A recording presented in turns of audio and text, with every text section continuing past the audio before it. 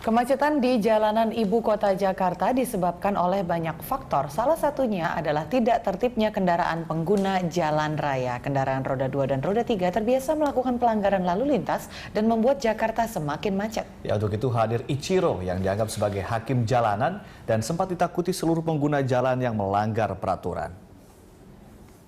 Dunia maya sempat dihebohkan dengan aksi Ichiro, sebuah mobil off-road yang menindak pelanggar lalu lintas di jalanan Jakarta.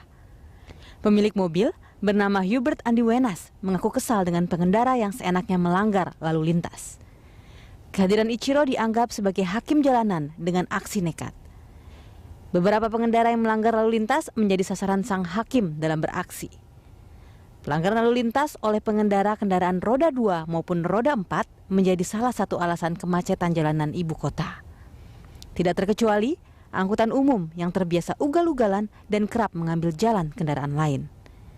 Berawal dari pelanggaran berlalu lintas di jalan, maka kian hari, kian banyak pengendara yang terbiasa melanggar peraturan lalu lintas dan permasalahan kemacetan di ibu kota Jakarta tidak kunjung usai. Tim Liputan, Berita 1.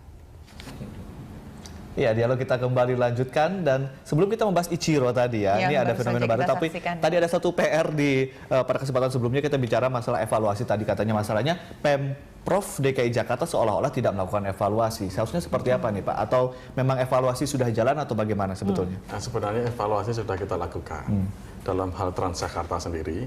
Sebagai contoh konkretnya, kita melakukan evaluasi salah satunya ke demand atau penumpangnya. Kita mengevaluasi kira-kira halte-halte mana yang memang ada peningkatan jumlah penumpang. Itu kita lakukan ekstensifikasi. Kita perpanjang. Ini kalau kita lihat di beberapa koridor sudah mulai yang dulu haltenya sepertinya kelihatan satu, kemudian kita perpanjang lagi. Tuh. Terus kemudian yang lainnya adalah di Transjakarta memang yang dulu memang sudah dilengkapi dengan GPS, kemudian dengan CCTV dan sebagainya. Nah, sekarang kita ingin kembali meningkatkan image. Salah satunya adalah dengan melakukan perubahan-perubahan. Mungkin kalau dulu dikenal dengan ini bis-bis Cina. Sekarang kebijakan kita ingin lebih meningkatkan image. Kadang-kadang masyarakat kita ini masih branded kan gitu kan. Dia melihat ini bis Cina. Akan lain kondisinya kalau misalkan bis ini bis Eropa. Oh, bis Eropa. Nah, gitu. Nanti akan ada bis dari Eropa. Eropa. Salah satu untuk dalam rangka hasil evaluasi.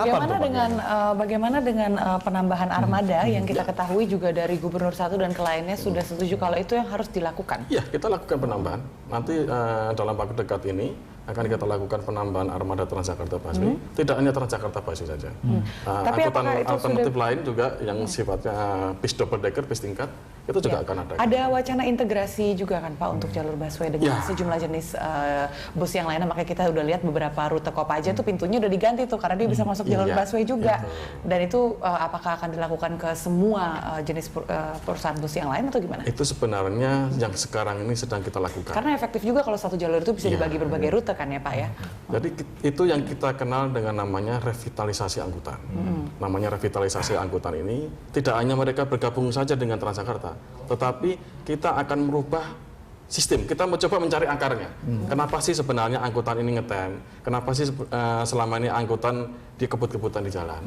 Karena kita berdasarkan hasil evaluasi kita juga, itu ternyata mereka selama ini masih menggunakan sistem setoran. Jadi dia ingin mendapat setorannya sebanyak-banyak mungkin. Jadi ugal-ugalan gimana cara menghilangkan sistem kejar setoran itu? Ada, kita sudah siapkan itu gaji. Kita akan melakukan sistem penggajian ke mereka. Ya, kita akan buatkan suatu standar pelayanan yang dia harus ikuti.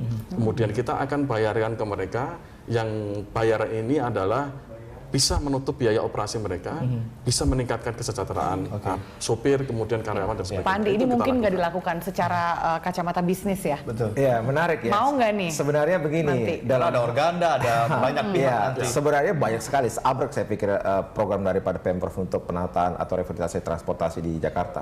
Sebenarnya sederhana aja.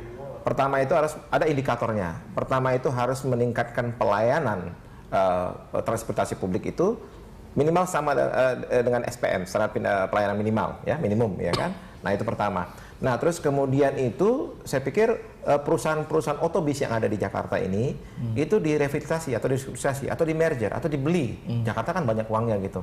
Atau contohnya kan ini ada beberapa perusahaan ya kan. Cukup 2 saya pikir. Ya kan? Mungkin satu PPD, satu PT Transjakarta. Yang lainnya itu disuruh gabung ke situ. Nah, Jakarta Pemprov bayarin. Pokoknya Metro Mini, Kopaja dibayar kerugiannya. Tapi semua itu ditarik. Nah, sehingga seperti yang dikatakan oleh Pak Emmanuel tadi, itu bisa dimonitor. Terus kemudian bisa nanti mereka dibuat sistem penggajian yang layak, ya kan? Saya dengar Pak Gubernur akan menggaji mereka 2 kali upah minimum Jakarta, sekitar 5 juta. Nah, terus kemudian yang ketiga yang tak kalah penting itu saya pikir itu penegakan hukum. Ya, karena saya lihat ini Pak, mohon maaf, kalau saya agak ekstrem melihat penegakan hukum yang dilakukan oleh teman-teman di SUB itu dengan tanda kutip angat-angat tai ayam saya pikir. Kenapa? Contohnya sekarang, itu bisa dilihat hanya 5% atau 10% itu awak angkutan bus pakai seragam. Lainnya tidak. Dulunya kan waktu ada tingkat kriminal yang tinggi di angkutan umum kan pakai seragam. Teman-teman di SUB razia. Tapi setelah itu nggak ada gitu. Nah, ini saya pikir mungkin perlu dilakukan penegakan hukum.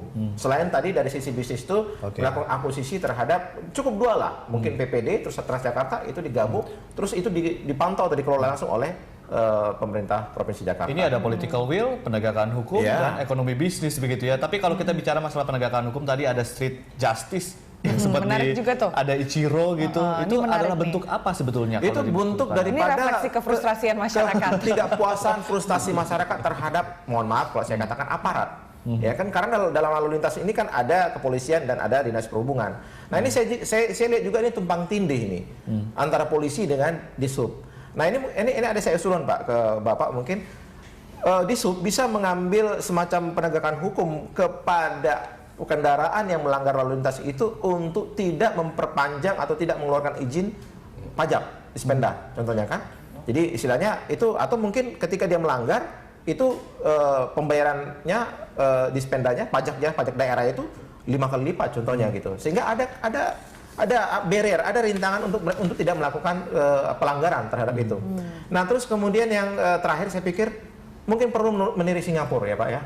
Singapura itu kan memantaunya itu kan sekarang pakai GPS ya, jadi melalui satelit. Jadi bisa dilihat untuk bagaimana tingkat kemacetan atau pengaturan arus kendaraan. Nah, saya nggak tahu nih sekarang bagaimana perkembangan Pak Ahok yang bilang akan membeli sekian ribu CCTV di Jakarta. Bagaimana sekarang perkembangannya gitu. Nah, ini saya juga belum melihat ada penambahan CCTV di Kota Jakarta. Mohon saya dikoreksi nanti. Nah, ini saya bilang tadi itu kebijakan-kebijakan Pemprov itu jangan try and error. Harus bagaimana umpamanya kalau untuk melakukan perubahan di masyarakat itu harus berani mengeluarkan kebijakan. Memang juga harus ada political will, ada dukungan politik seperti yang tadi Anda katakan gitu. Tapi ini semuanya tergantung kepada leadernya. Kita ingat bahwa Pak Ahok ketika calon gubernur itu akan membuat Jakarta baru. Nah, sekarang Jakarta baru yang bagaimana di sektor transportasi? Baik, Pak yang menurut itu belum ada. Bisa gitu menanggapi sejumlah masukan dari Pak Andi barusan. Kita masih ada 1 segmen lagi. Bapak-bapak, pemirsa jangan beranjak dulu, kami akan kembali sesaat lagi.